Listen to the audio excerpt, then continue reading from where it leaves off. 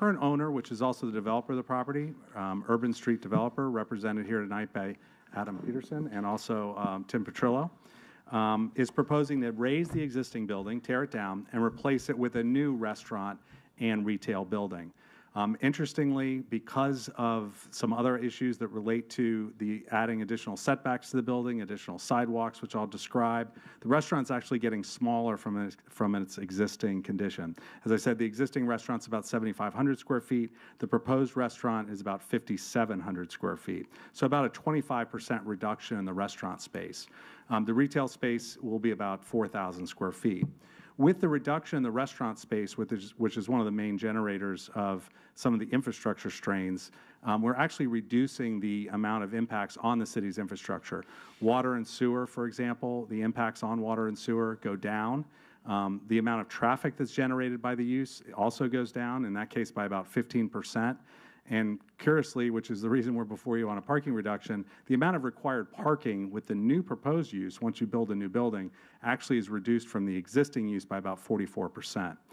Along with building a new building, what that also allows the developer to do is pull that building back from the street, providing for additional space for sidewalks, additional landscaped area, as well as cleaning up some of the other items on the site, such as right now the dumpster, which is on the south side of the site, is really exposed to that alley. That's one example of something that will be internalized in the building itself, making it work a little bit better. This is a view of the existing building. Again, former Poets, then Mango's, and most recently Piazza Italia. This is looking to the southeast. On the left is Las Olas, and to the right is Southeast 9th. The building is built currently right on the building property lines. As a result, as you can see from this view looking to the east, the building and the outdoor seating comes right to that property line. The sidewalk along Las Olas, which is pretty common in these kinds of situations with older buildings, is actually it's about 4 feet, plus or minus 4 feet, much less than 5 feet is existing. On Southeast 9th, you have a similar situation where the building is built right up against the sidewalk. Sidewalk's a little bit wider, 5 feet, but certainly not much. Not quite what we want to see along the streets today. With the new proposal, the building will be set back significantly further, and this is a site plan of that area. What you see here as the area in purple is the new restaurant. The area in teal or green on the right side is the retail. There's some outdoor seating to the north of the restaurant. The area in gray around it is within the property. Portions of that will be dedicated as additional sidewalk, and then beyond that is additional sidewalk in the tree areas. In total, to give it in perspective from what you saw before, along Southeast 9th Avenue, the building will be set back 21 feet from the curb, and along Las Olas Boulevard, it'll be set back 23.5 feet.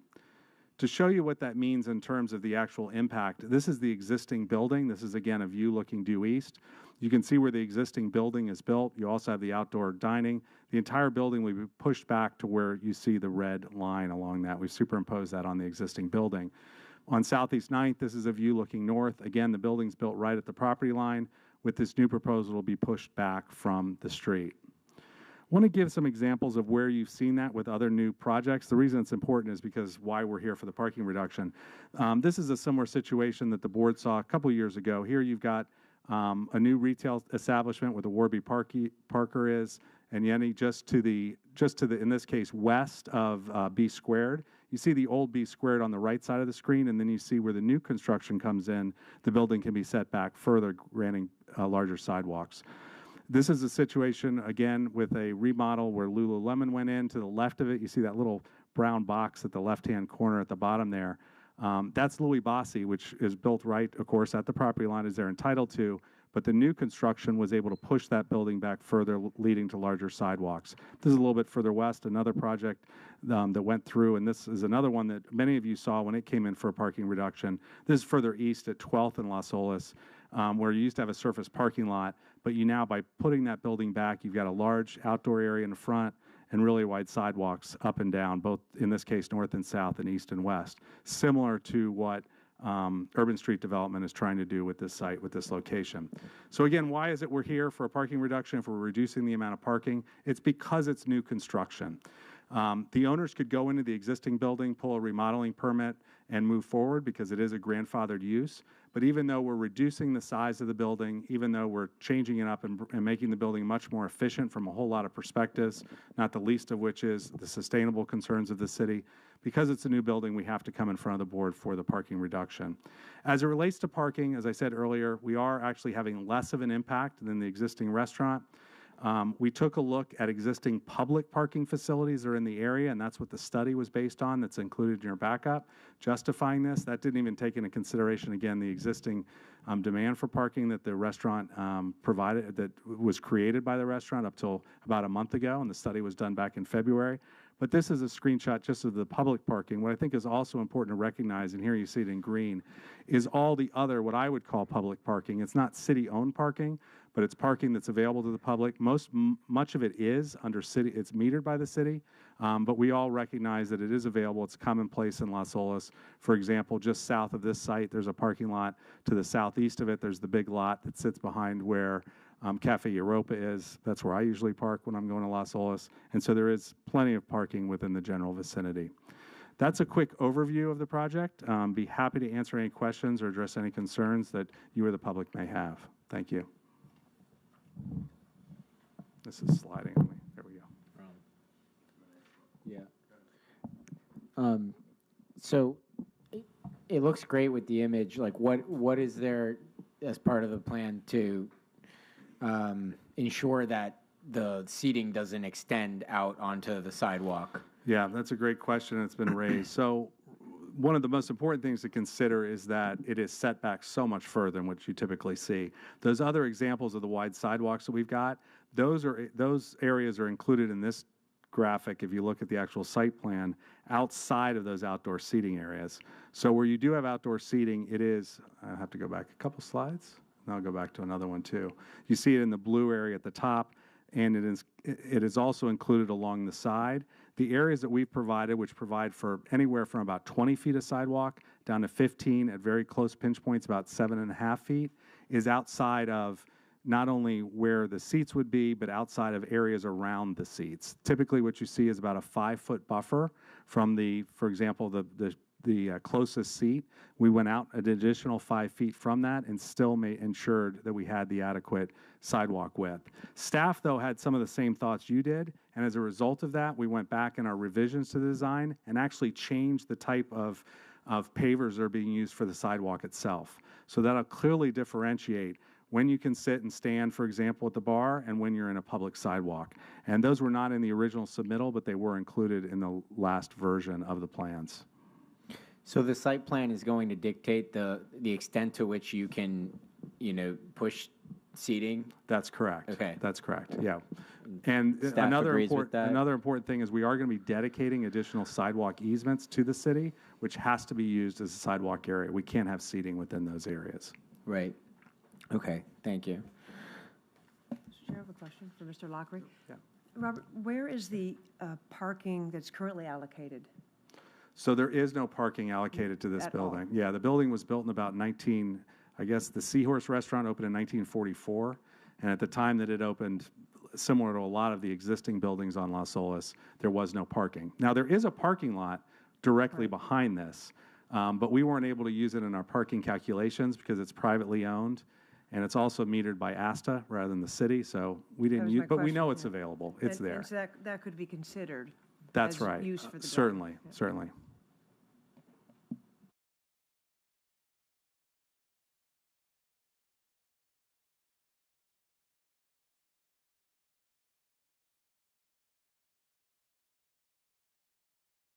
We move back an additional 5 feet, and we consider that kind of the customer service. South of your project, and that is a main, Yeah. track. And I think the most important thing is when you think of the 9.5 plus the 8, and that 9.5 is where it's narrow. In some places, it's wider than that. And you think of other places where we do see bottlenecks, for example, in front of El Camino, where you've got about a 4.5-foot sidewalk, or heading to the north across from American Social, where the cafe, Capital One Cafe is located. That's about a 4-foot sidewalk. We're going to have 9.5 plus the extra area. So we do think it'll be dramatically different. Thank you. Any other questions from the board? Oh, just for staff. okay. Does staff agree with Robert's assessment that the site plan will limit how far the seating can extend into the walking areas? Yeah, so it's how it's presented on the site plan that it's been, that this is the way that's presented in front of the Planning and Zoning Board. We agree that at 9.5 feet, that's a pretty good width, especially in comparison to the existing conditions. The trick will be obviously no spillage of outdoor seating into those areas and keeping it clear. Right. The question is that the site. I just don't know how else those, like the compliance or how the compliance works with all that. So is it the site plan that dictates that? Yes, it does. Because like Yes. El Camino, there'd be more space to walk if there weren't the seating there. It's just because there's seating there that it's blocked. So I just wasn't sure. Yeah, and I don't know what the El Camino situation is, if they have an outdoor seating permit or sidewalk cafe permit or something like that, but certainly what's presented in front of the board, and if you would like to add conditions, that's something that the board may do as well, but that, it is the approved site plan that guides where the seating goes. Outside of amending that, it's what's presented in front of you. Okay, and what kind of condition would be appropriate to add to a site plan if they're open to considering it to ensure that there won't be like an outdoor seating permit that's issued that would then block the sidewalk?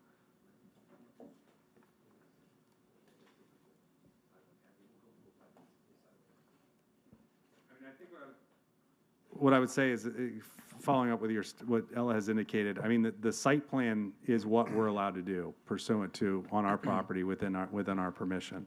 To the extent that we would go and get an outdoor permit for other seating, one of the things about El Camino is I think that is on their property.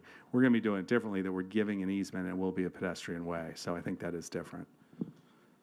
There is always, I don't want to preclude the ability to someday somebody To make sure that, whatever is currently lacking is there for the perpetual future. And right now, you can't, handicapped people can't get by, and I can't walk by there with, with my wife without Right. having to so I just, if Well, there's and anything that's that was one of the reasons I wanted to show those other pictures, because it wasn't just, right. The point of those other pictures were when you have, the city does enforce to ensure that those pathways are there and that those walkways are there.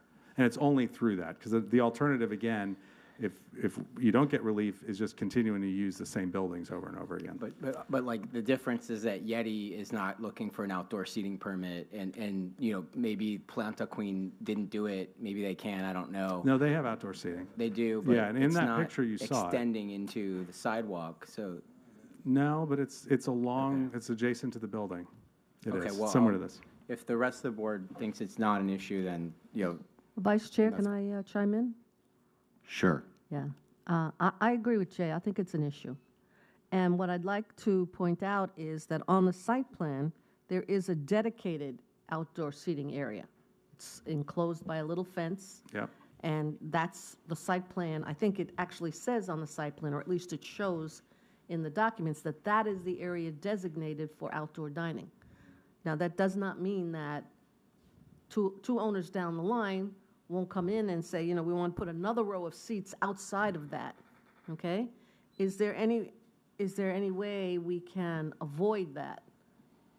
Well, what I would suggest again is that, and there is outdoor seating as well beyond that little area around the side of the bar. That's the 5 feet I I'm was thinking, describing. Right. Around the side Yeah. is people standing at the bar. What I would say is that the examples that you are giving are problems, which are problems, I think we all recognize them, are not a case of a city granting an outdoor seating permit, rather a case of you not having enough sidewalk to begin with. And by approving this site plan allowing this building to be built, you improve that you improve the pedestrian realm by increasing the setbacks of the building itself. Yes, In other words, there aren't and it's a cases where the wonderful city, thing. there aren't cases where the city has issued a permit for outdoor seating that I know of that is then impacting the public right away. But let me then ask this question a different way. Yeah. I saw in the documents that you're going to be granting an easement for the sidewalk. That's correct. So the city will actually have an easement. have for the control sidewalk. of it. They'll have control. Then That's right. I'm Okay. satisfied. Yeah, Thank you. that's it. Thank you. And just so we're clear, the questions that are being asked, this is for a parking reduction. and I understand when people discuss their concerns with buildings, this is what they're permitted to build on the property. The only reason that we're here is for the parking reduction. And I hate when there are certain requests of an owner where they're within their rights of the build. The build that's there now has no, I guess I'll save my comments for comment time. Are there any other questions from the Yeah. board? I've got one. Go Bob. ahead. Thank you.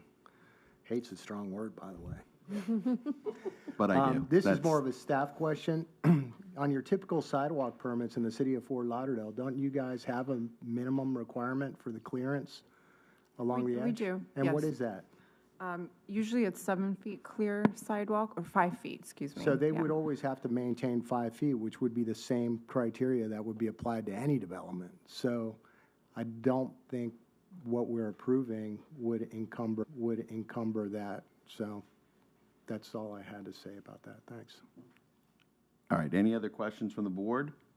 Seeing none, I'd open it up to anyone from the audience that has anything to say. Seeing none, I'll close that.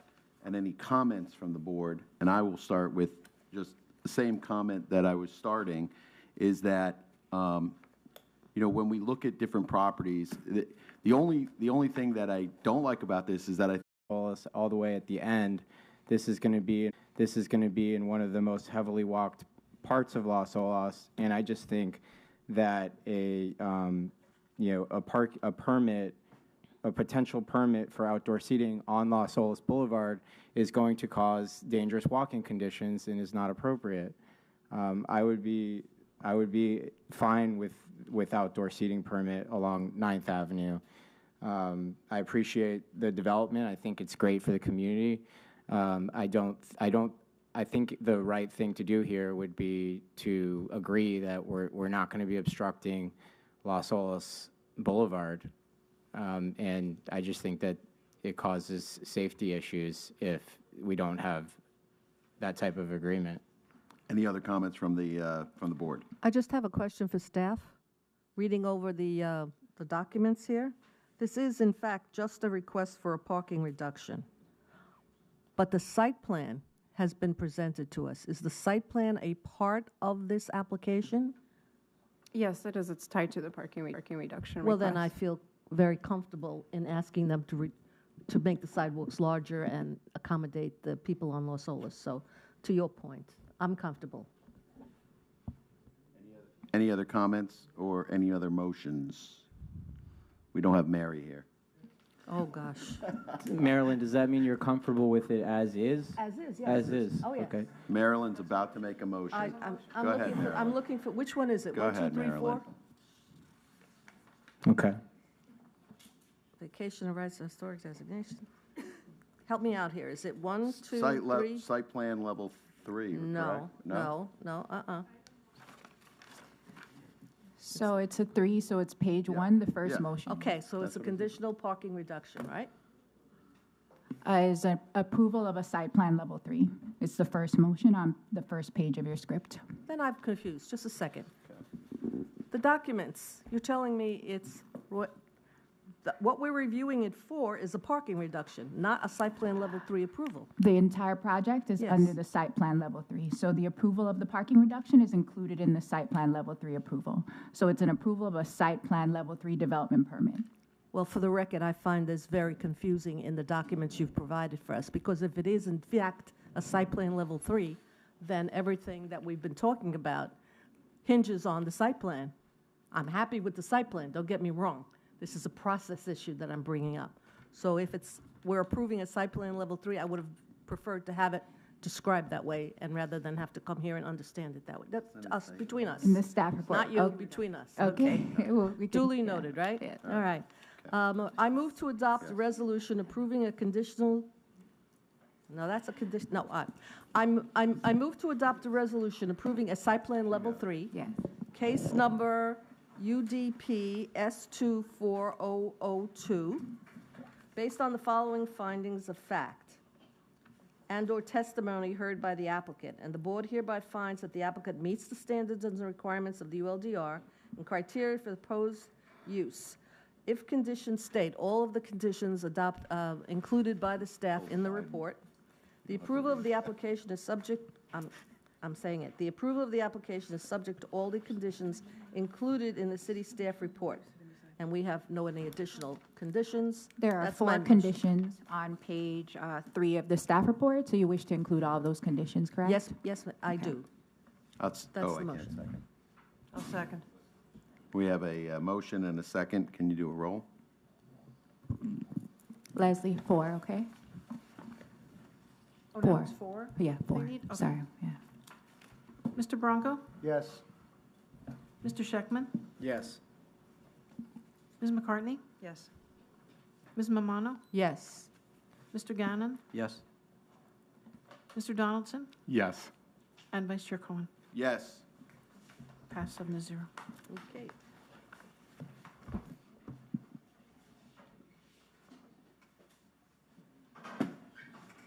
Thank you, Brad. You did great. It's not so easy, is it? You make it look so easy. You make it look much easier than it is. All right. So, next item.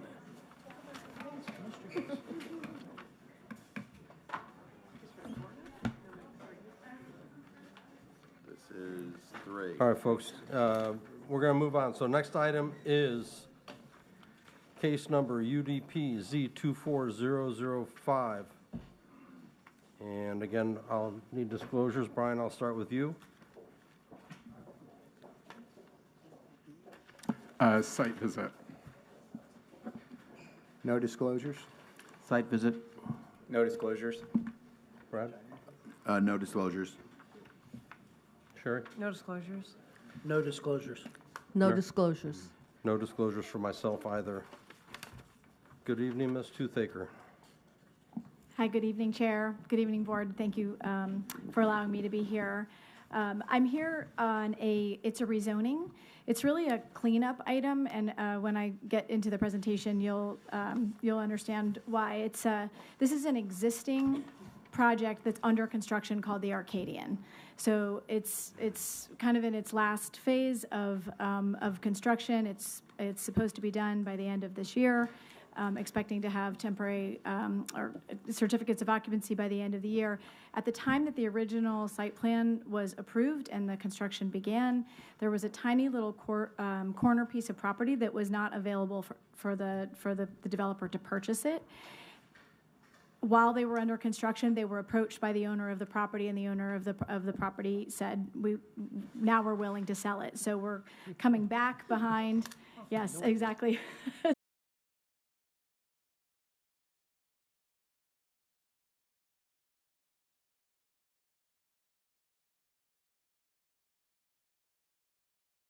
Yard on the corner, which is, very appropriate for that. And you can see here you can see it allows them to add a plaza, it's a pickleball court, and then there are some units that would be above that. And this is a little, it's hard to tell really what's happening because you're seeing the existing building under construction that's in the background, but as I said, it's predominantly plaza with some additional units. So there will be 22 additional units with 3 additional affordable housing units and obviously some additional parking.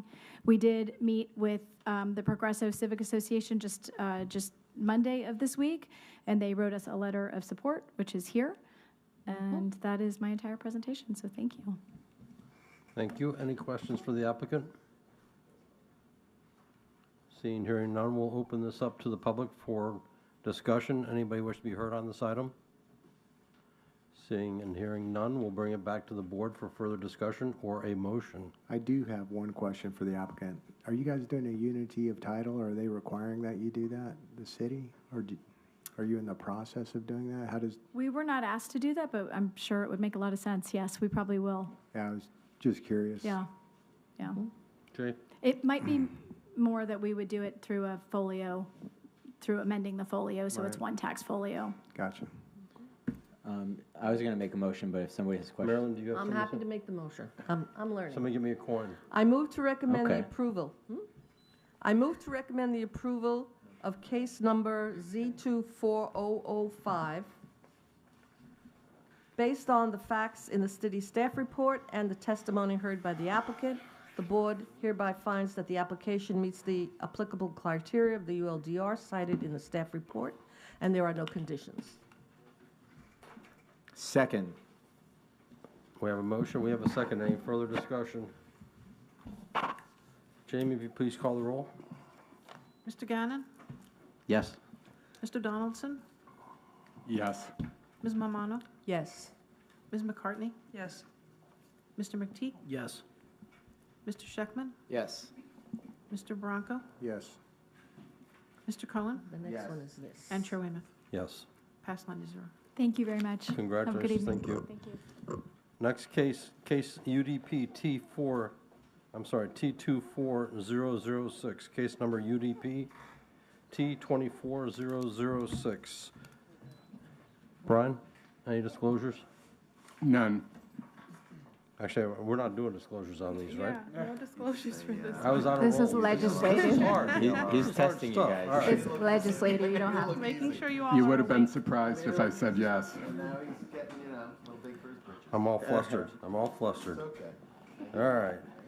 You don't look like Yvonne, but I'm just going out on a limb. I'm Yvonne adjacent today.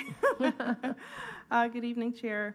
Carlann Devenish with Development Services Department. This is an amendment to the Unified Land Development Regulations to the Code Section 4718.15. This amendment is short and sweet. It's to add New Year's Day, January 1st, to the list of holidays for outdoor sale for holiday-related merchandise. That's it. Is that the end of your presentation? That's the end of my presentation. Any questions? I do have a question, actually. Sure. I do have a question, actually. Sure. What is the impetus for this proposal? Have you gotten a groundswell of requests from merchants to have this? Not that I know of, but what we did notice over the years is that, so the way how the code is written, you are allowed to request. And I just want the commission, my fellow board members to know that what she's referring to is that I, as a community president of a civic association, have always had an issue with coming back for administrative reviews, which are not supposed to be significant, but in many cases turn out to be significant, and nobody ever knows, and then the building goes up, and then, but that's not what we approve. So I appreciate the staff's responding to that issue. And I wanted to make a follow-up comment. I agree with Marilyn in that aspect. I'm the president of a neighborhood out on the beach, and I know that some of the other board members here are presidents of their neighborhoods.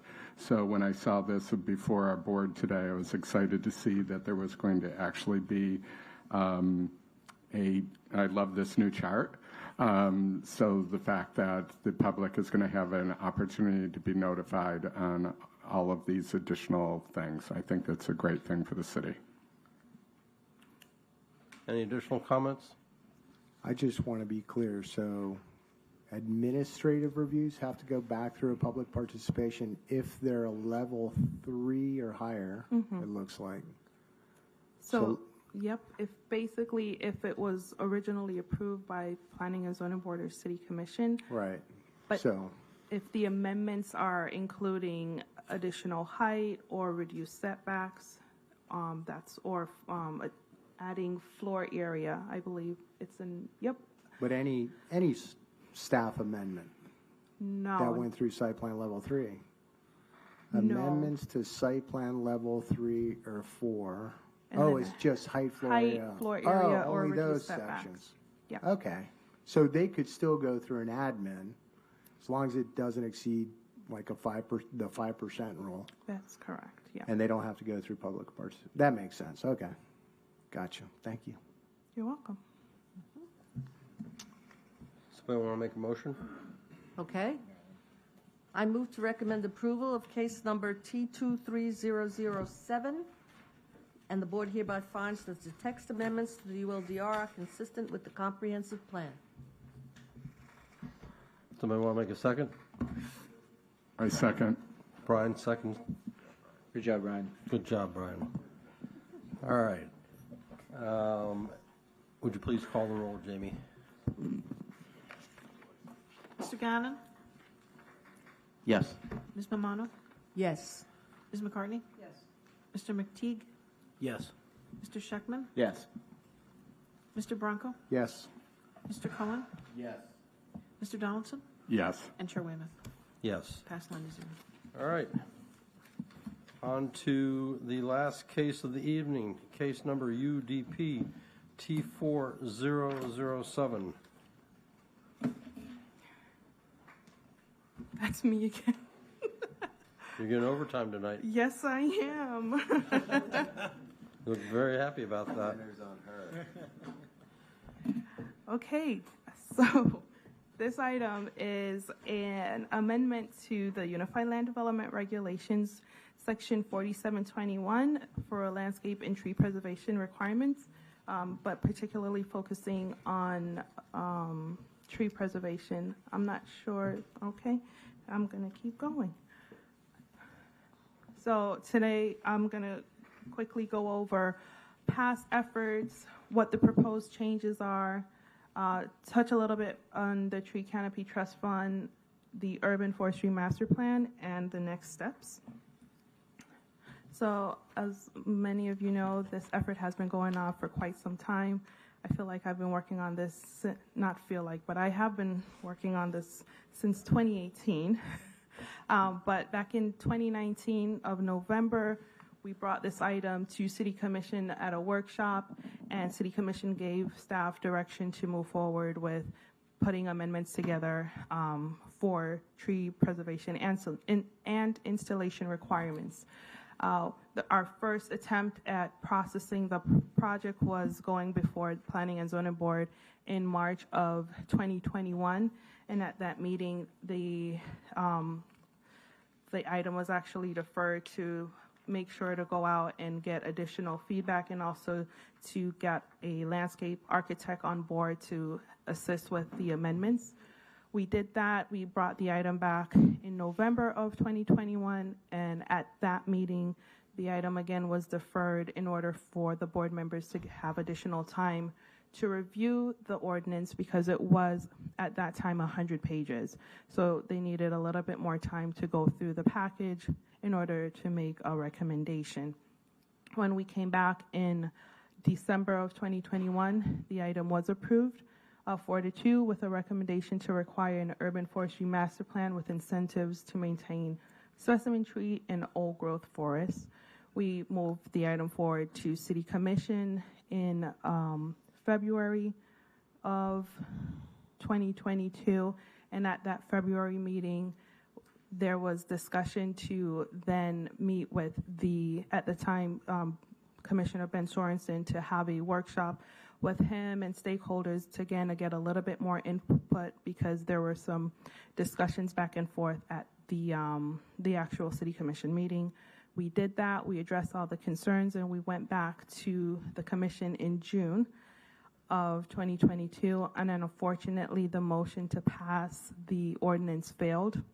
And so based on the comments that were received, we then decided to try to address those comments and bring the item back to Planning and Zoning Board to keep that process going.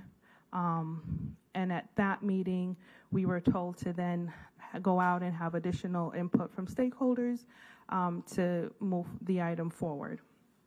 And so there was a presentation in December of 2022, and now I'm back. So between December of 2022 and now, which is about a year and a half, we have since bifurcated the ordinance to focus primarily on tree preservation, and we're hoping that you'll see that the regulations are robust enough to have tree preservation during site development be addressed. So some of the proposed changes are a lot more new terms and definitions. I've just listed a few here on the slides, but one is we made sure to include definition for arbor street, for critical root zone, desirable tree or desirable palm, and then protection barricade. Another another proposed change would be the types of protection that is needed for the tree and palm. So for critical root zones of existing trees, it will now be required to graphically be provided on plans for permitting. During construction, there will be limited impacts to the tree protection zones. And then we also made sure to include activities that are not allowed and what are allowed within that area. And then, of course, made sure to add informational signage as part of the requirements to show what is prohibited within the tree protection zone. So some of those activities that are prohibited are making sure that there's no equipment, building materials, building debris, or any materials that will not be allowed to be placed within the areas surrounded by the protective barriers. We also make sure to include that there's no disposal of any waste material, such as paint, oil, or solvents. And then, of course, making sure that there's no vehicles or equipments that are going to be allowed within that protective barrier. What would be allowed would be hand digging and grading activities within the tree and palm protection zone, and all surrounding areas must be graded to a point that meets the outside of the tree protection zone. We also would allow underground lines and infrastructure such as plumbing, electrical, and irrigation and telecommunication lines. One of the other changes that we did add within this proposal would be an incentive, or what we would call a tree credit. So the tree credit that we are proposing is to make sure that desirable or specimen trees that are retained would be based on what's the inches for the DBH. So for one preserved existing tree between 12 inches to 24 inches DBH, you will be able to preserve one tree, and that would be counted towards 2 on-site required tree. And then if you have one preserved existing tree with 24 inches or more DBH, then you will be able to count that towards 3 on-site required trees.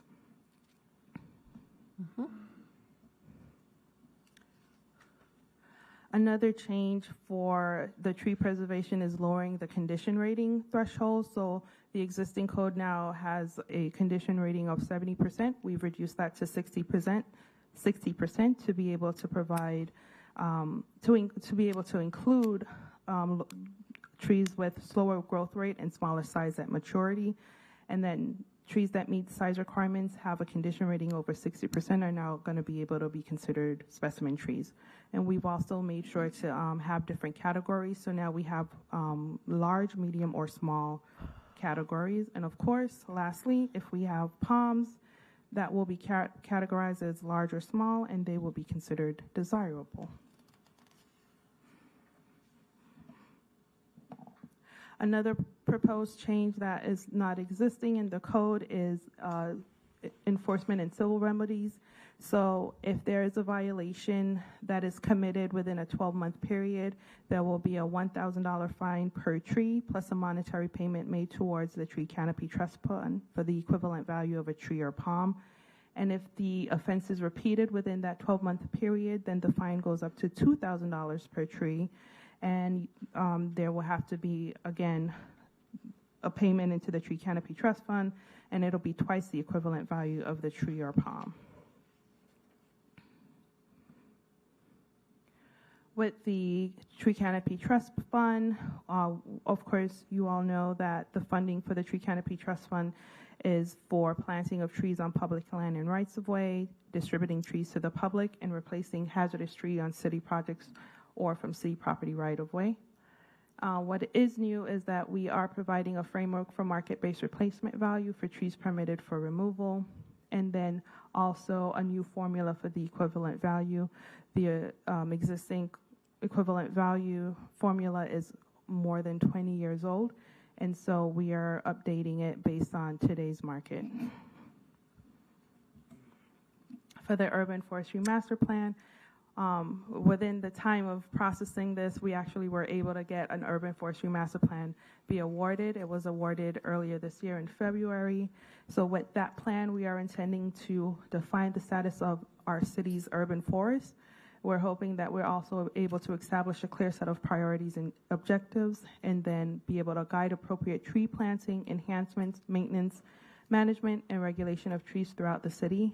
And then last but not least, we hope from the Urban Forestry Master Plan to be able to get some recommendations for incentives to preserve existing trees that will eventually, most likely, would have to come back and amend to implement those into the code. And then next steps are here and City Commission. And I'm here for any questions. Wow. Thank you. Are there any questions for the city? I have a question. Do you think that the amount for the fine, but if they take down a tree that's a gigantic tree, it would just be the cost of doing business for a builder? If I was going to pay $1,000, it's really not that big of a deal.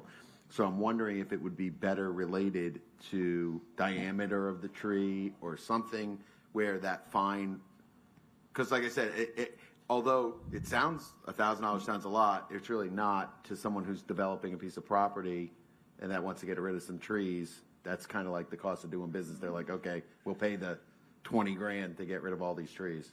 So it's the 20 grand if it's 20 trees, for instance, plus a monetary payment that's the equivalent value of the tree.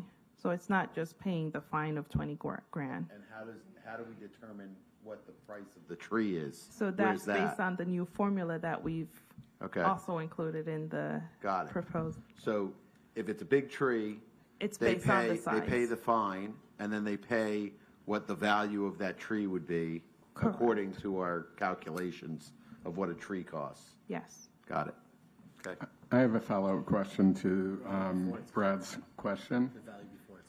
Go ahead, Brian. When you mentioned on there that it was a $1,000 fine for the first offense, $2,000 for a second offense, is that per property or is that per developer?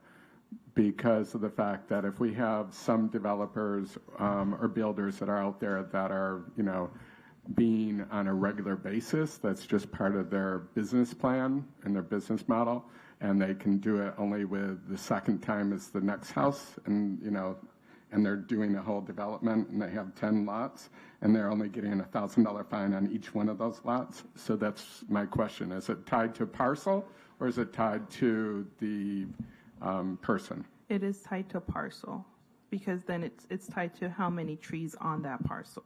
So if they remove 5 trees, it will be 5,000 or 10,000, depending on if there are multiple offense, plus the equivalent value.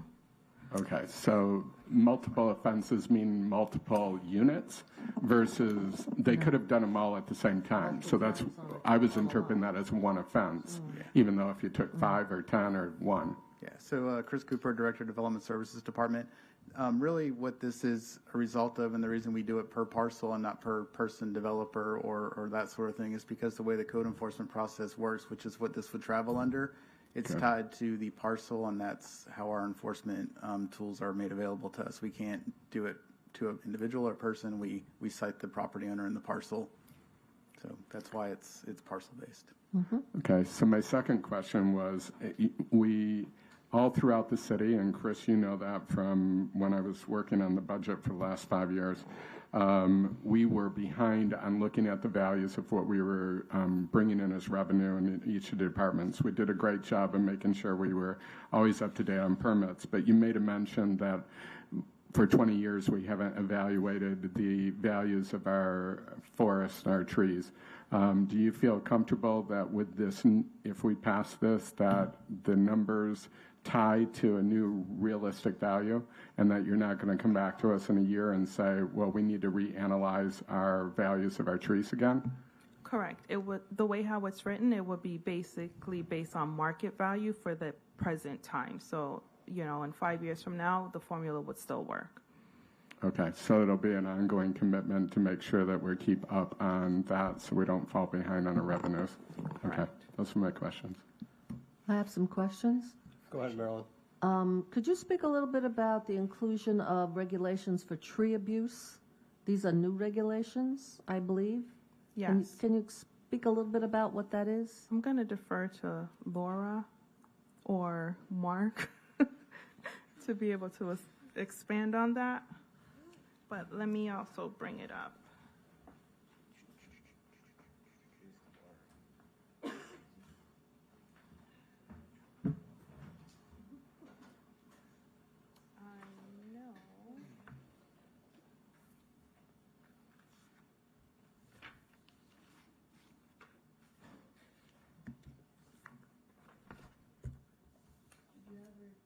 Come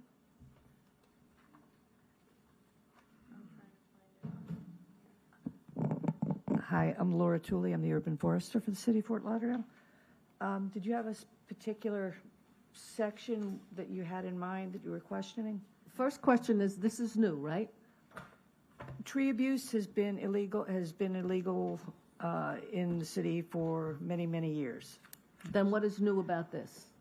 It has expanded the definition of tree abuse somewhat to include changes in grade, which may not have been there previously. There we go. Thank you. It also recognizes specific standards. The ANSI standards were not previously referenced.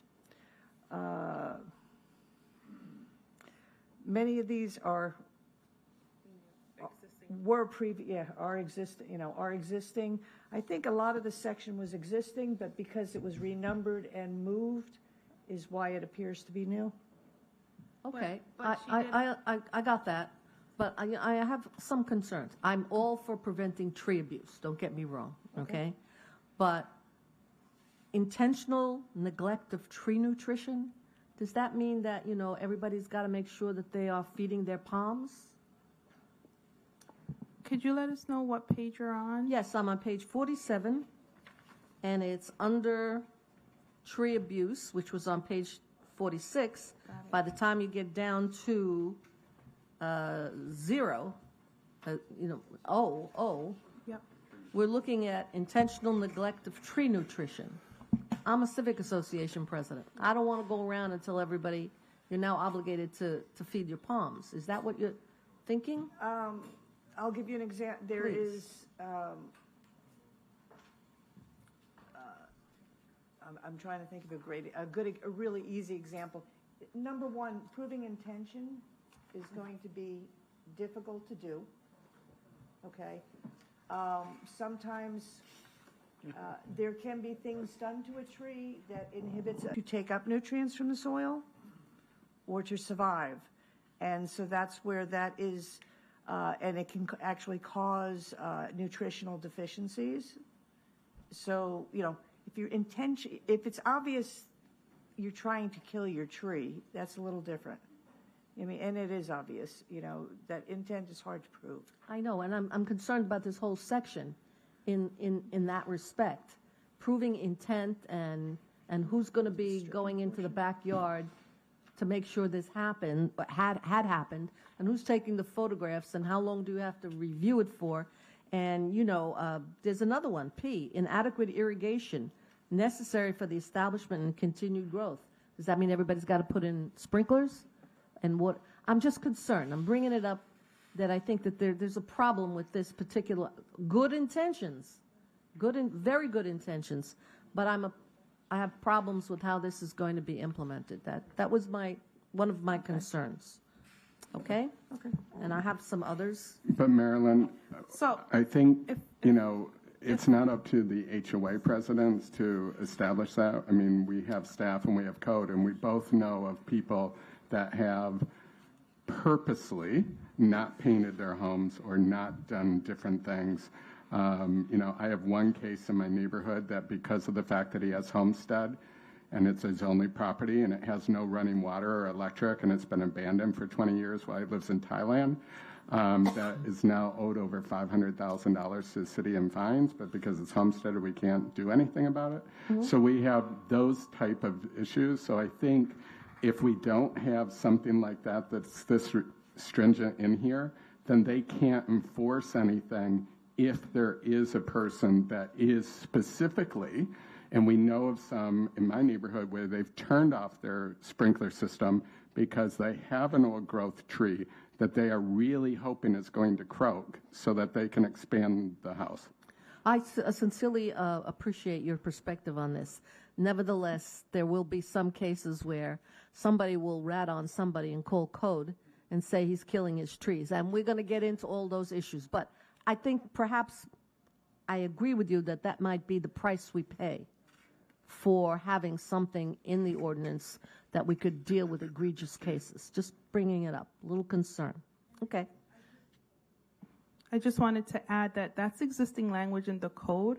So if you look at page 31, which is page 31, Exhibit 6, of course, page 31, I, it's there. So it's existing code, but because it was stricken and again renumbered, so it's not a new. I appreciate that, but this, we're doing new here. Correct. And I it's just not, wanted this to is make the sure. time to bring up Absolutely. these concerns, Yeah. okay?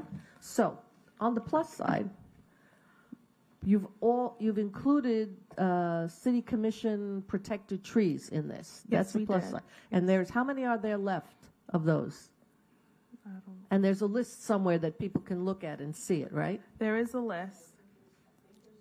11 left. That's good. That's progress. And you've also included natural forest areas as Yes. designated by Broward County. Yes, we did. Do we have any natural forest areas as designated by Broward County? Not in our city, but. All right. So what was your thinking? Are we looking to designate some of these? I mean, we wanted to make sure that we include it so that if a tree does come up in the future, that it will be covered. Okay. Well, I having dealt with this in the myriad numbers of years, this was an issue, and it was considered that if we could get Broward County to designate certain swaths as these designated forest areas, then we would be able to protect them. So I appreciate that you put it in here in the eventuality that we might be able to do that. So that those are good additions. Thank you. Anyone else have any questions for the city before we open up for public comment? I don't know if it's the right time before public comment or after public comment, but we did get a communication from someone representing the group that has been involved in this and do you want to address that now or after the comments? We'll bring it back after the public hearing. Thank you. After the public participation. Yes, sir. I just had a question on the equivalent value. This document, again, going back to the original time we deferred this, November 17th, for the same reason. And I remember flipping through this and saying, I've had 5 days to look through this. I haven't had a second. There's a lot of questions. It just doesn't seem like adequate time. But one question I do have, because you did present it, is the equivalent value, the list. What do you have an example of what we're going to be using in the code, or could you refer to the section of the code where I can come up with the equivalent values? And if you can't find it, I'm in trouble. No. I can find it.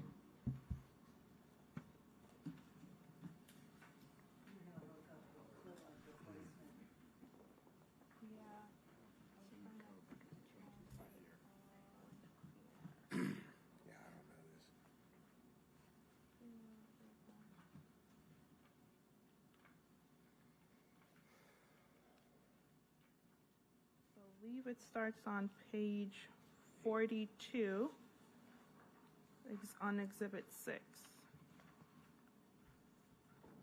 And it goes into page 43, and goes on to page 44.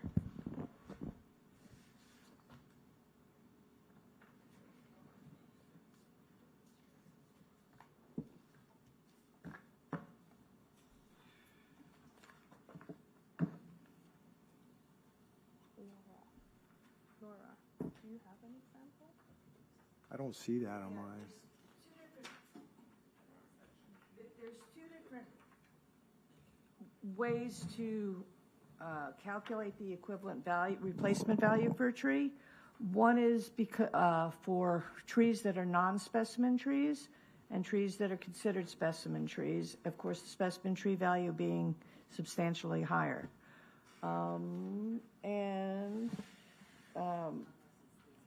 Yep, it's on page 43. The equivalent replacement for specimen trees is determined by subtracting the retail cost of the replacement tree or trees. That's the wholesale cost multiplied by 2.5 from the equivalent value of the specimen tree. Number 5. Yeah, I've got two different page numbers. I've got a page 28 in the top, or 26. I think you're looking at the wrong exhibit. Are you on Exhibit 6? That could be it. Yeah. Yeah, you're on, it should He's be looking on. at the old stuff. Yeah, you're on it should be on Exhibit 6, page 43. All the way in the back. Keep going.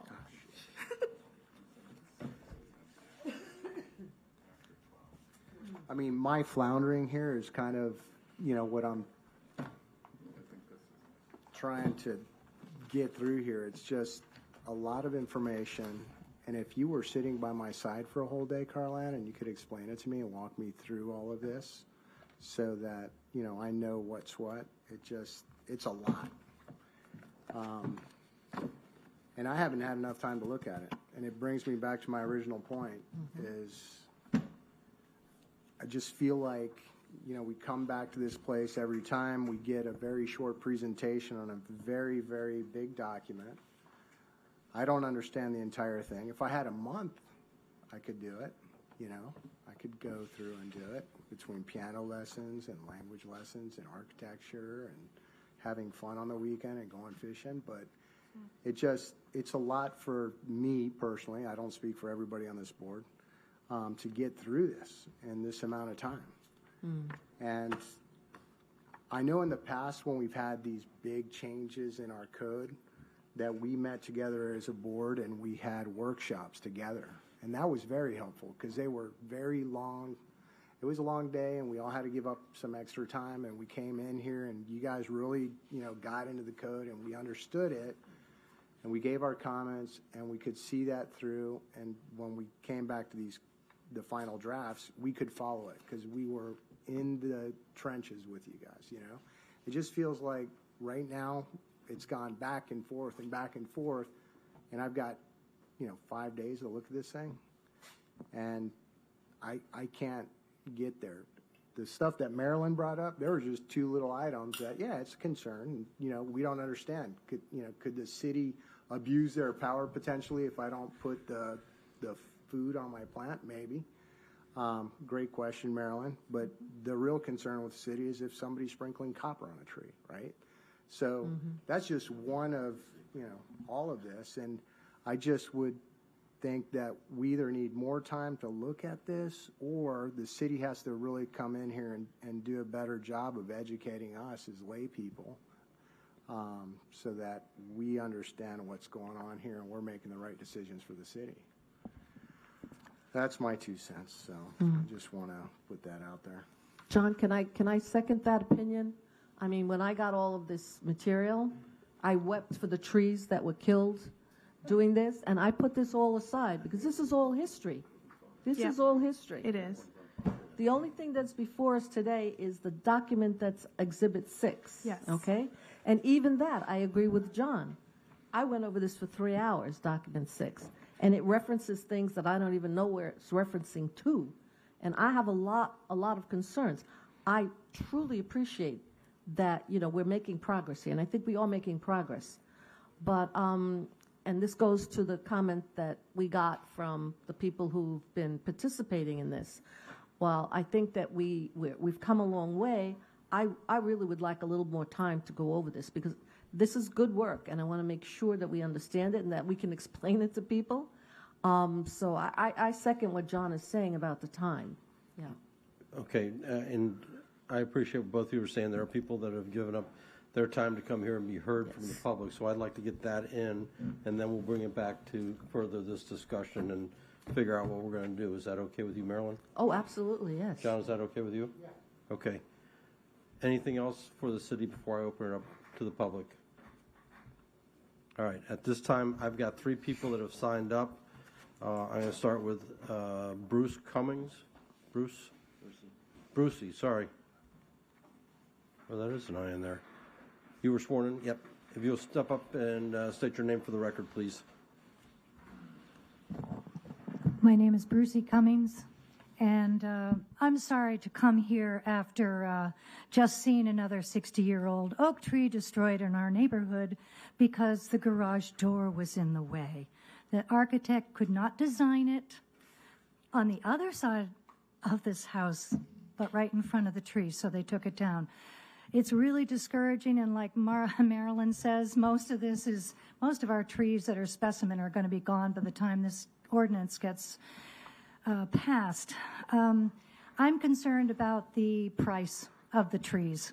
Most of us do not know the trees on the properties. We have not gone through every property in the city and designated what trees are there. If I have a piece of property, I can easily take that tree down. You will not know the circumference of it because I'll have the stump ground and everything else. You might have a neighbor tell you that I did it. How are you going to know what to fine me?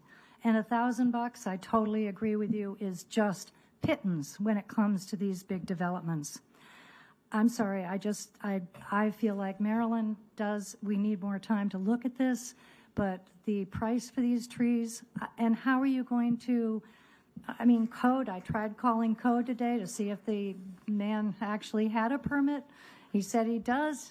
You know, I don't know. I mean, this big tree is going to be replaced with a couple of little trees. I have no idea. Do you? I mean, who went out there? Do we know anything about what's going on in these properties? I just don't know how you're going to be able to put in an ordinance when you really don't know what's out there. Thank you. Thank you. All right, next, Ted and Sarah.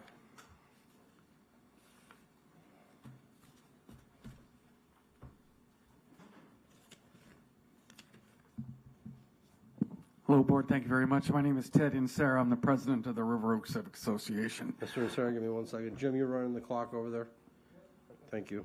Just so everybody knows, unless you're a president of an association or neighborhood, it sounds like they're all on this board, so I don't have to worry about that. You're allowed 3 minutes unless you're representing HOA. Okay. Thank you. Sorry about that. Oh, no problem. We'll give you your full 2 minutes now. Okay.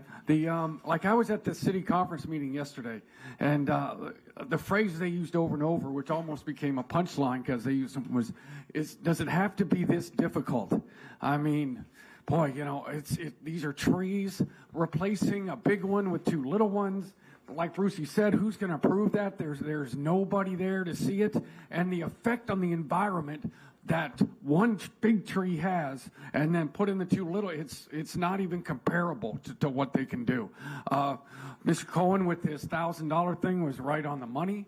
I mean, even with the rain tree, Aussie symbol, if it dies, he's $1 million, and that's basically, you know, $1,000 to him. So it's these whole permitting things, I think, needs to be looked at again also.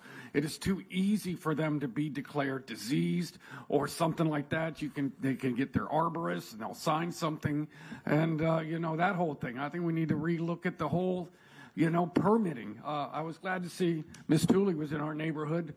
Ran into her in River Oaks when she was, you know, checking on our trees, you know, on the ground, which was, you know, very, very, very good to see. But, you know, River Oaks went all in on the tree giveaway that the city had. We had everybody going on. And, you know, and it was great. But, you know, they gave us the little trees. They're like 2 feet tall. So it's going to, you know, we planted all of them, but boy, it's going to be a long, long time before that, you know, that takes effect. And you just can't compare one big tree to two little trees and think it's going to have the same impact on the environment, because it's really not. And, you know, I was reading about it, and they said the most selfless thing that a person can do is planting a tree where he knows he's never going to sit under it for its shade.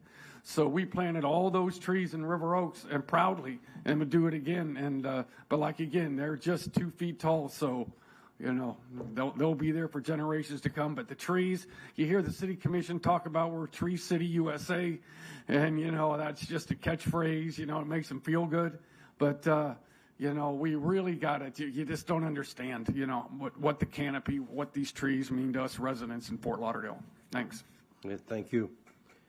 Next up is Doug Coolman, and to what was raised earlier, I think we all received a letter through the city from Mr. Coolman. I don't know if there's any additional disclosures beyond that letter. If so, then we probably ought to get it out while I'm doing the disclosure of the letter that I got from Mr. Coolman. I got the letter. Did you get anything else other than the letter? No, just the Anybody letter. get anything else other than the letter? Yeah, I spoke to Doug Coolman. Okay. All right. Mr. Coolman. Question, as a representative of the AG, do I get 3 minutes or 5 minutes? Depends how fast you talk. Pardon? Depends how fast you talk. All right, thank you. Good evening, Mr. Chair and Planning Zoning Board members. My name is Doug Coleman, and I'm of the advisory group, AG. I'm here to state again that this item, case number 6, UDP T2407, should be deferred.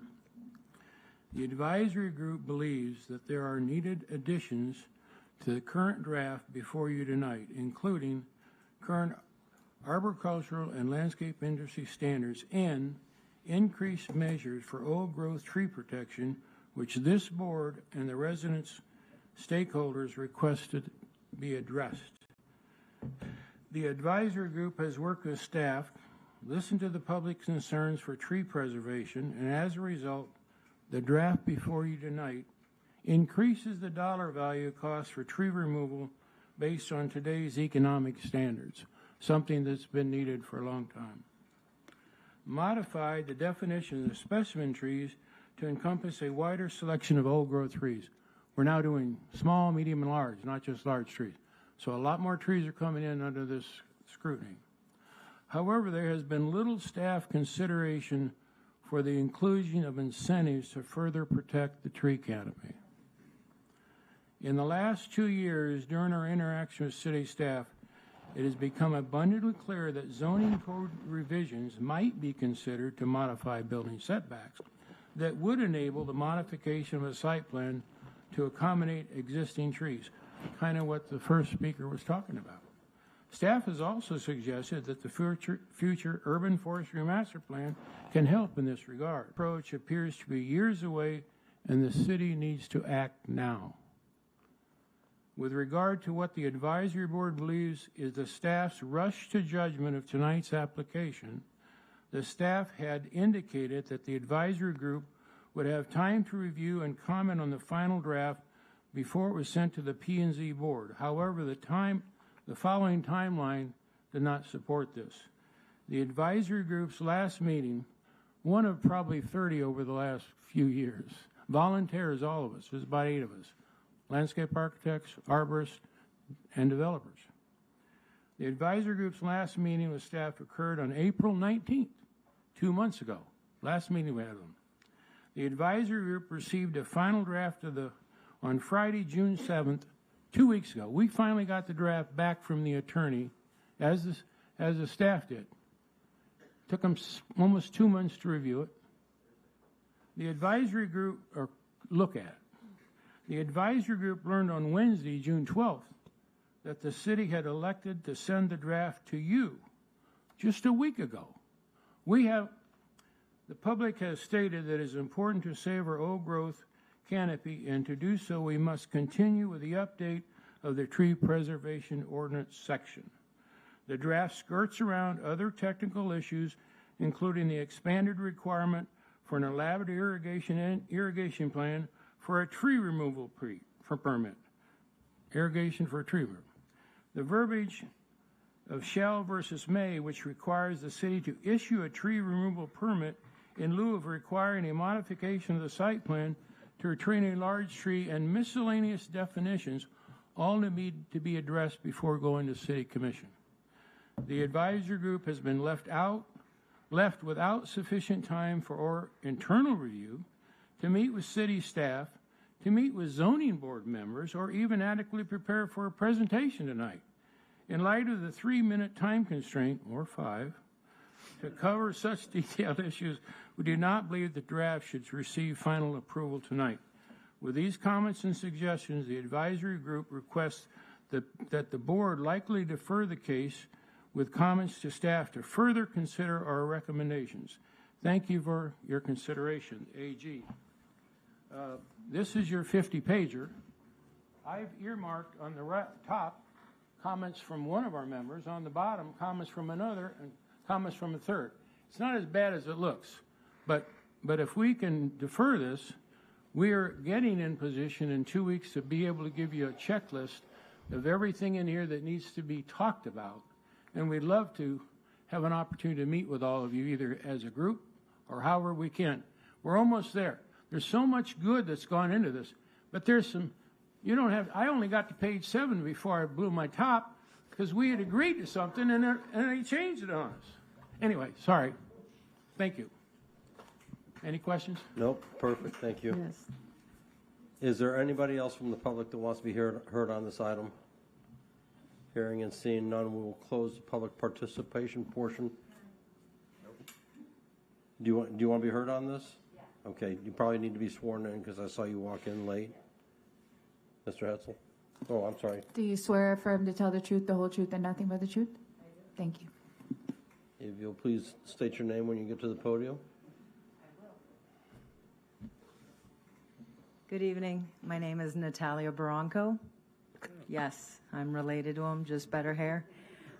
More hair, too.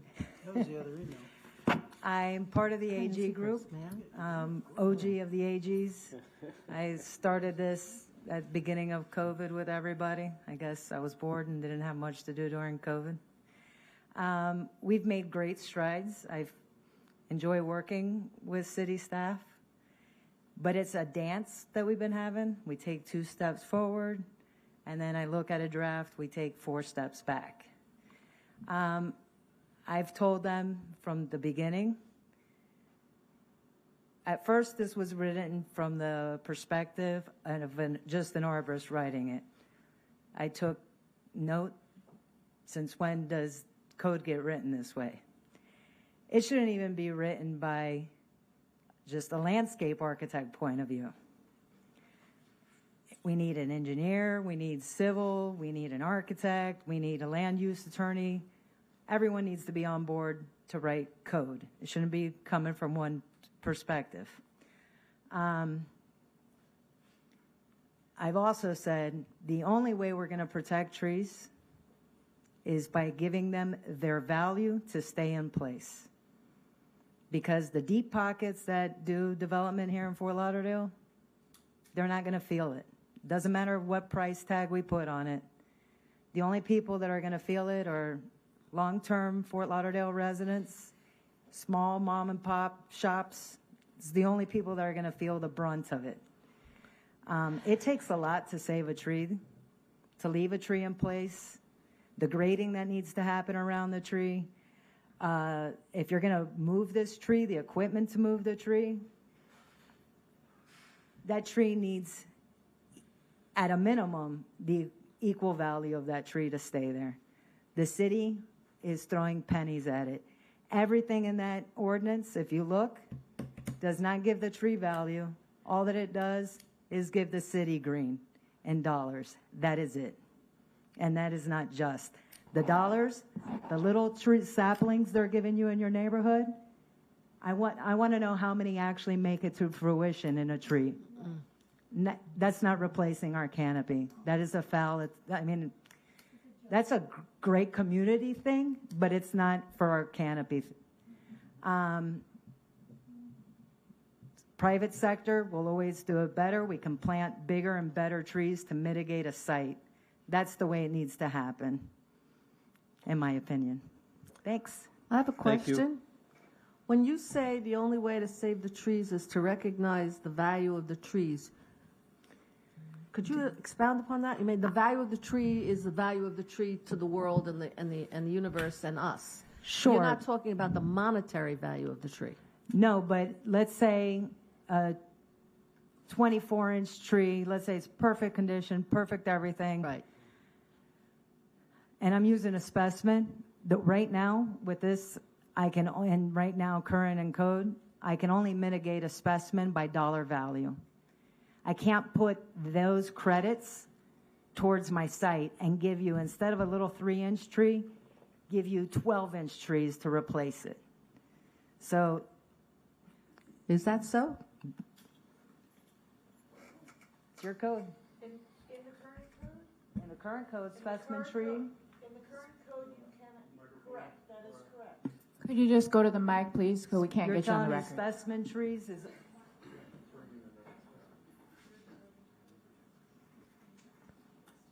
Mark Koenig, urban landscape designer with Development Services for City of Fort Lauderdale. Yes, Natalia is correct. In the current landscape ordinance, tree preservation ordinance, The only mitigation option for removal of a specimen tree is a monetary donation.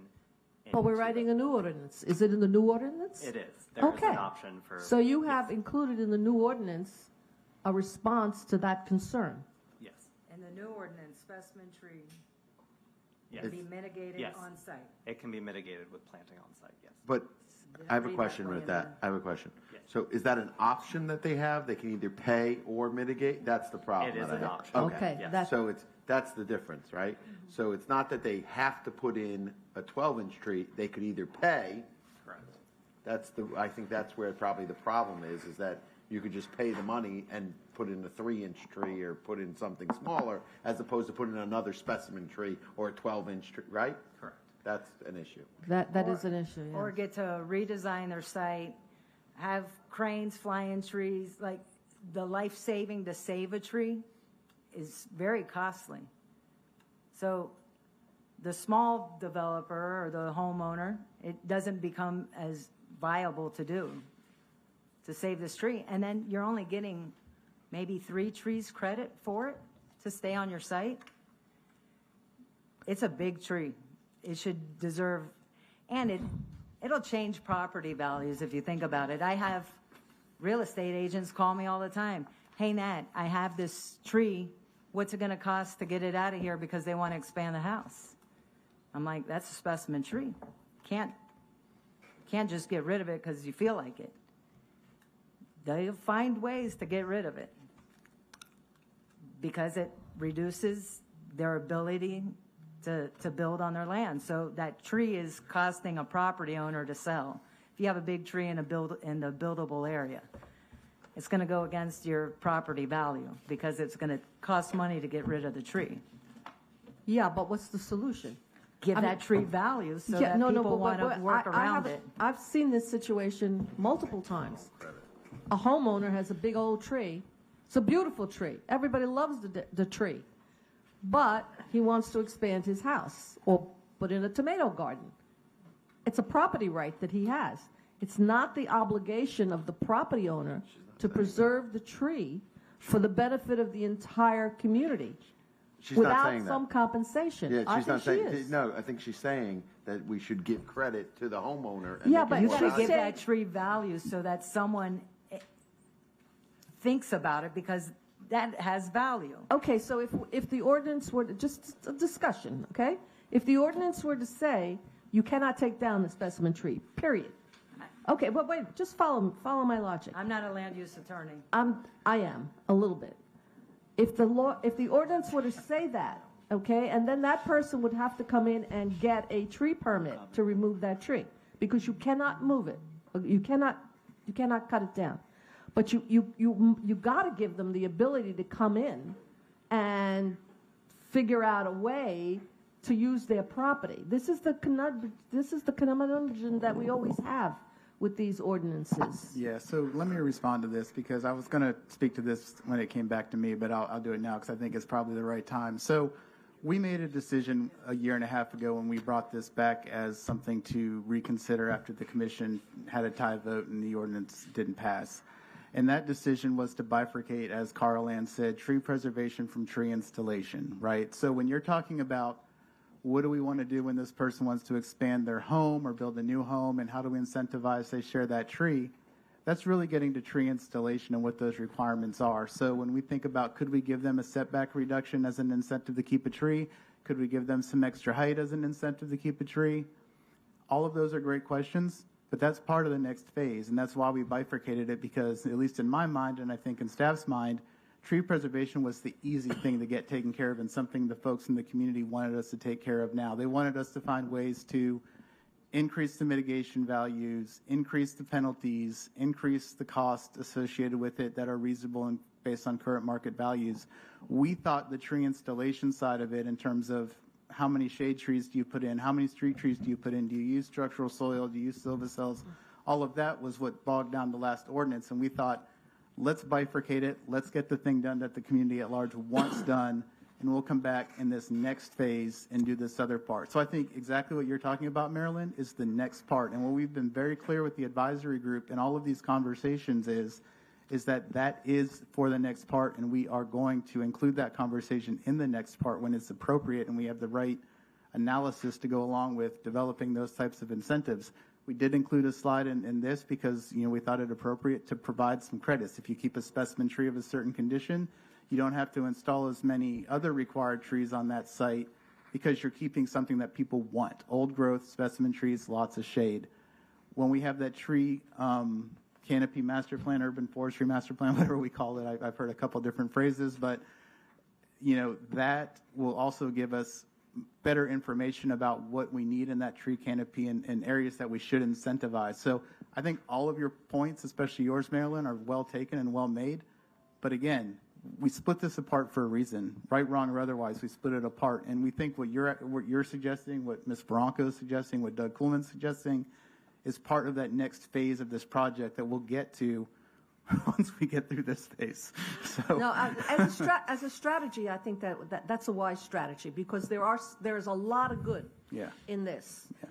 I would like a little more time to go over it, as John says, because I too brought up the shall versus the may and the dollar values, and I would really appreciate a little more time to go over it. But you can appreciate people's frustration. It was 2018, and now we're going to sit around and wait until the urban forestry master plan is completed to get on to phase 2. So I appreciate everybody's concerns, but if I was comfortable understanding this and understood that, all of these things are good things, and there may be some tweaking, the mays and the shalls and things like that, then I would agree with your strategy because we got to get some of this on board.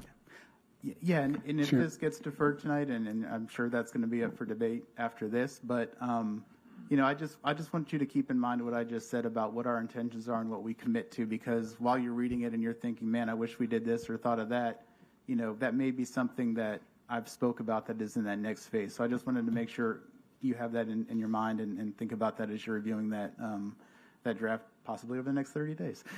So, and the other thing, I'm not a land use attorney. I got one over here, but the state is a very big property rights state. And so when you get to the rights to develop property, and that includes the removal of trees and the ability to, and that's why we talk about if you do this, if you do choose to do it, here's the consequences, right? You may have to do X, Y, or Z, but you do have that option and that opportunity. We're creating those decision points for folks, whether it's a homeowner or a big developer, to think about whether or not they choose to go down that path of tree removal and relocation or replanting of trees. So, that's another thing when we talk about those shales or may, a lot of that plays into those types of issues as well. Thank you. In the spirit of just getting something done, because we need to get something done, there's a lot of things in this that we take, that we don't, that needs work. And if we could just, in the current edition, what we have now, change the definition of specimen tree to have the 3 sizes, change the monetary value, and just let that fly, and we'll work on the full ordinance if you want to do something for tree preservation today. Can I follow up on that with you? Mr. Gannon? Gannon, right? Doug? Coleman. Doug. Cool. Can I You, just sir, add something? you said that your group, the AG group, could in 2 weeks put together a checklist of all the things, all of your comments and things that you would suggest that this worthwhile effort be clarified, amended. I have this, which is all marked up.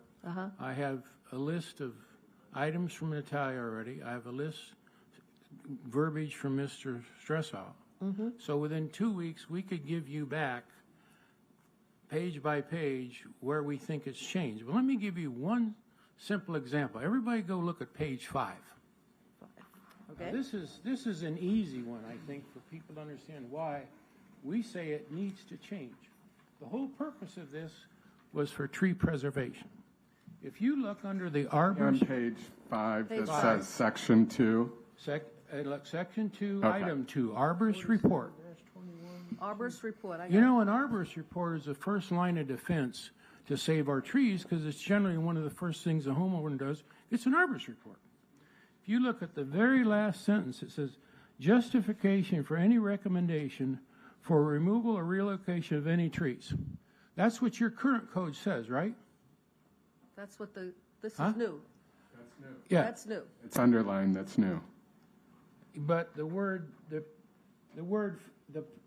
recommendation for the preservation was in a draft 6 months ago. Staff took it out, so in this new draft, they didn't have to say they took it away. Now, if you're going to write a code and you're going to try to preserve trees, why would you take the word, I'm going to read it to you the way we had it.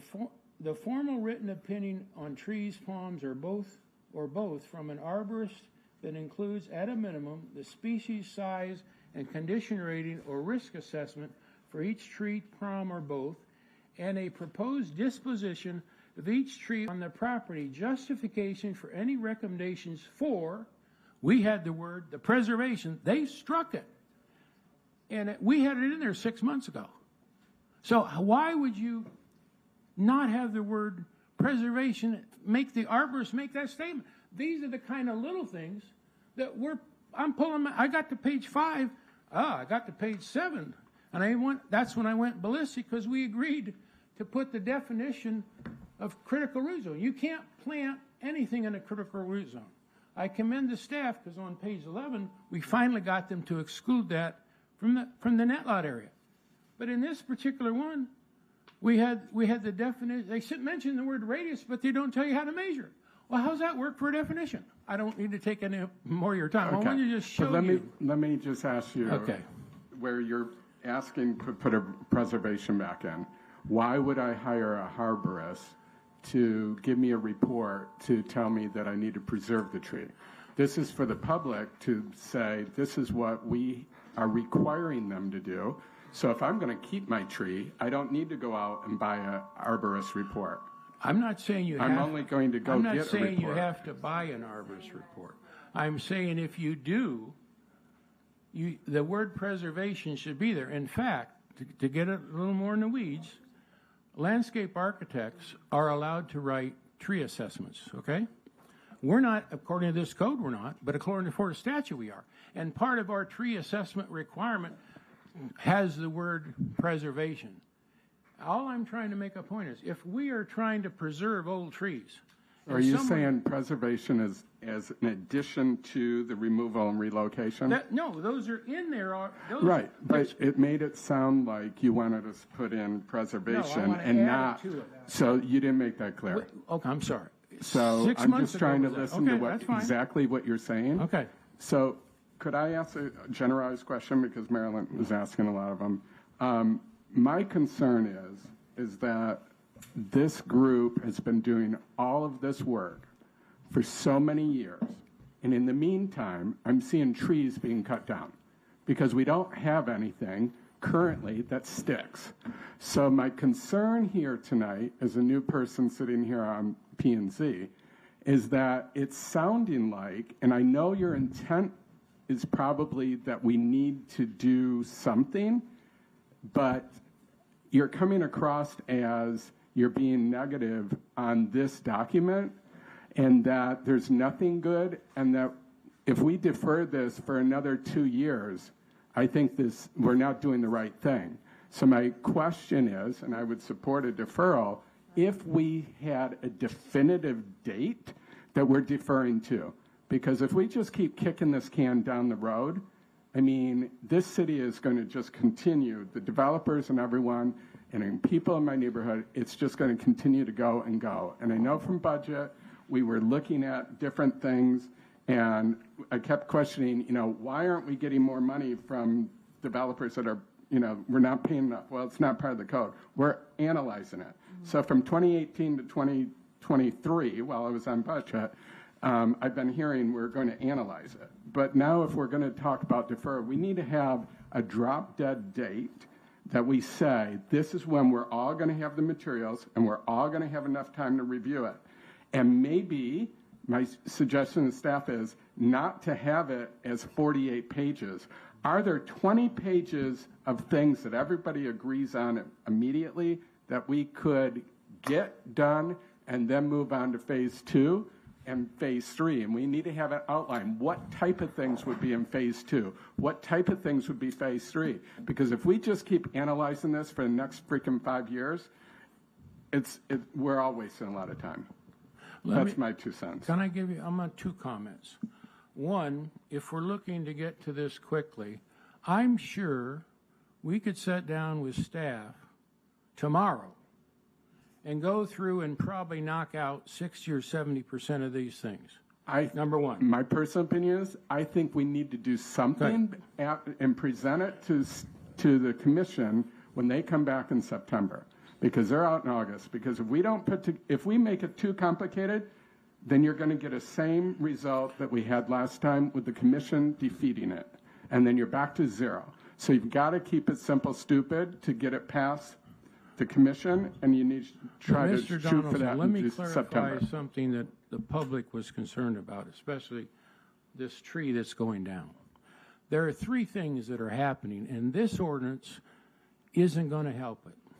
The state of Florida changed the laws and allowed a homeowner to almost do what they wanted to. Now they've modified it. Sea level rise is causing a lot of problems.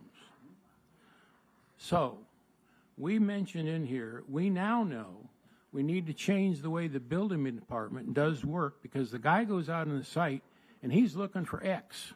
The barricade over here is laying on the ground, has been destroyed, but he says nothing about it because that's not his purview. We need to change how the building department does things, number one. Okay? Number 2.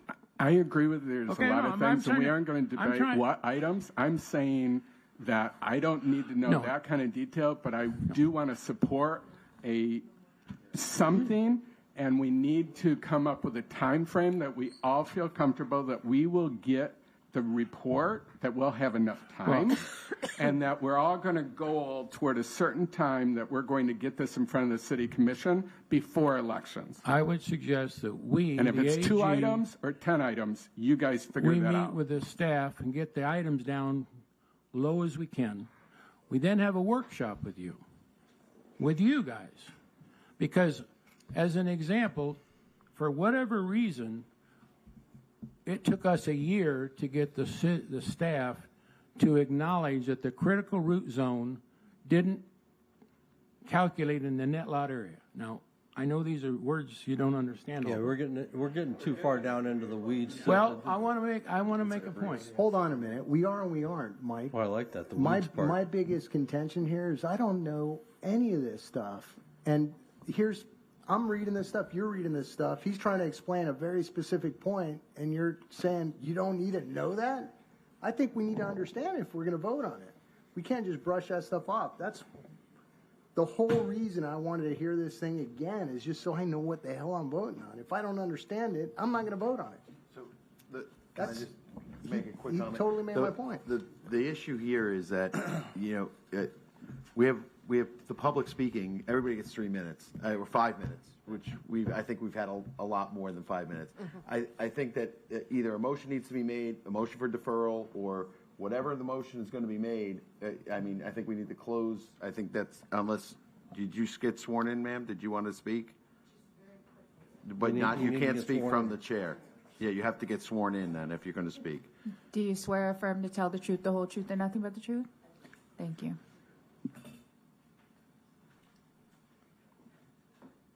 Please state your name for the record. Barbie Pearson. I think just very simply and to the point, because I know nothing about this as well, but I think the Planning and Zoning Board, as Brian mentioned, needs bullet points of, the group, so that, and then they need a 2-day intensive workshop with staff and whomever. I think they need a workshop to help them understand, even if they're paid for it. But I think they need something simple and so they know what they're talking about in making these decisions. They don't know. There are too many questions. So that's my simple point. Thank you. Thank you. So I think, John, I think you misconstrued what I was saying, because we can go back and forth with all the players in this. Obviously, it's maybe not obviously, we'll find out. It's not to a point where people are comfortable with it. So let's close down the public participation portion of this.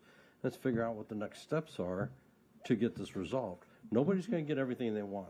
So we have to figure out where the common ground is and get there. And if it can be done in a couple weeks, and as Brian's saying, we need a definitive date, I don't know if it's the July meeting. It may be the August meeting. I don't know how long it takes to bake this cake, but it needs to happen, and it needs to be with all the parties that are concerned, and then bring it to us. I would make a motion to defer. Well, hang on. What do you want to do? I need to close the public meeting. I thought you did. Okay? All right. No. So is there anybody else that wants to be heard on this? Hearing and seeing none, we close the public portion, bring it back for comment or a motion. I'd make Are there any comments before he wants to make his motion? Well, let me do it. No? No, I'm waiting for him. Okay. Brad, would you like to make a motion? I would. I'd like to make a motion to defer for 60 days and 60 days, so you're saying to the August meeting, and I would ask that the packet be given to us, the packet for this specifically be given to us at least 2 weeks before that August meeting. So let me go a little bit further. I hear what you're saying, and I'm just throwing this out there, and you may say no, whatever. Do you want to make the August meeting just about this item? I don't think you I don't think that's necessary. I don't think we can do that because there's going to be other all right. cases that applicants that applied in our timeframes would have the right to be on. Well, don't bring anything from the city. Is that all right? That's okay. Don't we usually? Can I skip on second this? his motion? So we can have a formal discussion on his motion? Sure. I second his motion. I'd like to discuss it. I think it's an excellent idea. Maybe not 60 days. I might have gone a little less just to put a little pressure, because 60 days you start pushing out. I would, if you would accept a friendly amendment, to go to 30 days, to put a little pressure on all the parties to get this thing done. I always accept amendments. The problem that I have is I don't think, I want to read this 2 weeks before the next, the date that we have, and that would essentially only be giving them 2 weeks to get together with everybody and discuss it. You're Like, right, want time. I defer. Let's go with the 60, yeah. So maybe a recommendation at your July meeting, would you like maybe a longer, more detailed, in-depth presentation? Or how about this? What I would do is I'd still argue for the August. Sure. That argue. I would still ask for the August in my motion, but maybe a status in the July to see where everybody is. I don't mind a presentation, That's what I just meant. not that Yeah. we're voting on, just a presentation in terms of where you are. So then when we get the packet, I can actually sit down and read it and go through it and see if there's any more additional comments. I think That's what I meant, So yeah. I would Yeah. amend my, I don't know if the Can you amend your needs- motion to a vote on the August meeting and that we will have all the backup by August 1st? Yeah, that's what that is what I that's it. said, right? Well, you said I'd 2 like weeks. to- Weeks. oh. August 1st is more than 2 Okay. weeks. Okay. Because some of us travel based upon this meeting. So I would like August 1st. All right, let me, yeah, Or before. okay. Yeah, so the motion would be to defer for 60 days. I would request, I don't think Don't it's say part. 60 days. Say to the I'm August sorry, meeting. to the August meeting. I would request that the packet be given to us 2 weeks or August 1st for that meeting. I don't think it would be in a motion to mandate it. I don't know, can I mandate? You can request it, Okay, and they'll I will do their request best it. to do that. Yes, and- exactly. yeah. So I will request that it would be given to us by August 1st, but I don't think that can be made in part of the motion to make them give it to us by August 1st. But I think in order to have an effective meeting in August, I think we all need 2 weeks to read it, just so everyone knows. Just keep in mind that sometimes we look at these documents from the legal departments, we may make small changes, so just Understood. keep that Yeah, in mind. Yeah, that's fine. Okay, So and are you going to add? Before you second that, what I would love to add on, and it can be a joint motion, I don't make motions, but at the July meeting, to have the specific areas that the city and the working group recognize that they're, I don't want to read another 90 pages when these guys are getting down to correcting 8, 10 items. So at the July meeting, say this is what they've identified as the key parts that they're working through that are going to be in the presentation in August. So I don't think it needs to be part of the motion, Okay. but I think that it's a request that you guys have in the July hearing, that you would have an update for us. But I don't think we can put that as part of the motion. I think the motion has to be a formal motion to defer. Everything else is a request. Yes, the issue that we have is that while we can do presentations, et cetera, we're required to give you the entire ordinance. So I know it's a lot to read, but we have to give you. Fine. So, That's fine. you know, just Some to of keep us that in mind, so, yeah. But somebody could highlight the highlights. Yes. Yeah. Well, I would And imagine. I would Right. expect at the July meeting that we hear, these are the things that we have no problem on you voting all in favor of, because everybody's on the same page. So the positive highlights, which you said that there are some positives, we need to know that in July. These are all the things we've already done. We all agree they're going to be part of it, and that's fine. Let us Is there know. something fundamentally that's being proffered that you? Got to speak in the mic. Yeah. One of the things that's caused these delays, our last meeting, by the time we got the draft back, it spent 7 or 8 weeks in the legal office. So my question is this: if we go and give you a report in July and we've only got still work out and we come to you, there may be 2 or 3 things that need to be, we don't agree with staff, okay? And we are asking to go in front of you and the commission. But my question, and I guess it's really to you, is can we bring this document's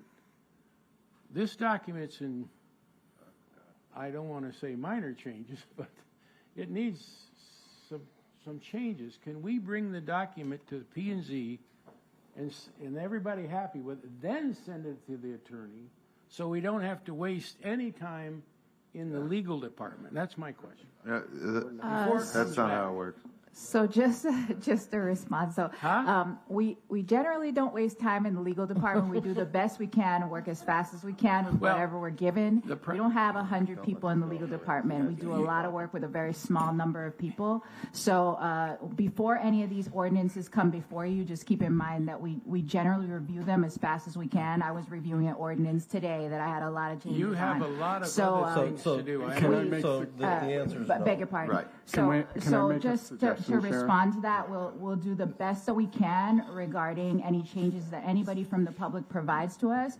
But at the end of the day, it is up to the board to decide whether or not they recommend approval or not to the city commission. So we'll do the best that we can. That's all I can say.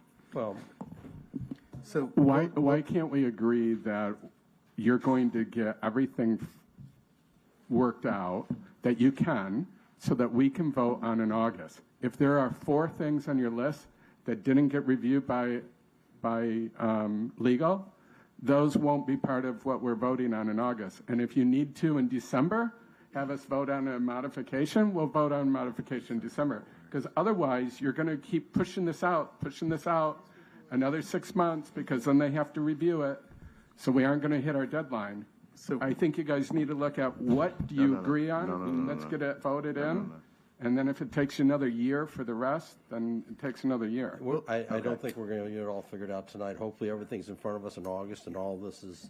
We'll bring you a July update, and we'll work with legal up to that point. That will have the most legal review that we can potentially get by that time. But by August, when it comes back to you as an item for adoption, hopefully, fingers crossed, you can be assured that we'll have legal review, and we'll work with the group to make sure that if there's any little changes or things that get changed for legal issues, they'll be aware, and we'll make sure to note that. I think we'll have a sense of cooperation at the July meeting, which we can then have a spirited conversation like this if we don't see it matriculating by August. So, Okey dokey. Yeah, I there was already a seconded, second. yes. Let's rock and roll. you ready to go? Yeah. Okay. Any other comments? All right. Jamie, call the roll quickly, please. Ms. Mamano? Yes. Yes. Ms. McCartney? Yes. Mr. McTeague? Yes. Mr. Scheckman? Yes. Mr. Bronco? Yes. Mr. Cohen? Yes. Mr. Donaldson? Yes. Mr. Gannon? Yes. And Chair Wayman? Yes. Passed 9-0. All Thank right. you. Is there any communication to the city commission? anything for the good of the city. Who was it that brought the matter up about off-site parking? Was that you, Brad? Brad brought it up. That you wanted He to said bring he it up wanted to talk later? about it at the end. I thought that was a great idea. I don't want to get too into Yeah. the weeds. There's some sort of, you have to have some sort of formal agreement with them that they are allowing certain parking spots. I just think it's antiquated for certain areas, and especially now that we have all these paid parking lots everywhere. I just feel like that should be addressed. That's it. It is considered, if you do a formal parking reduction, you can make that part of your analysis where it's not considered as a formal code, right? Because the code requires you to provide your number of parking spaces Right. on your property. So you'd be talking about things like agreements between parties. I know. Something That's why that I you think really, the it's a code hard is time to. little antiquated is what I'm Right, saying. right. But I'm going to talk to some people and we'll come more formally with something. Sounds good. Thank All you. right. Good. All right, meeting adjourned.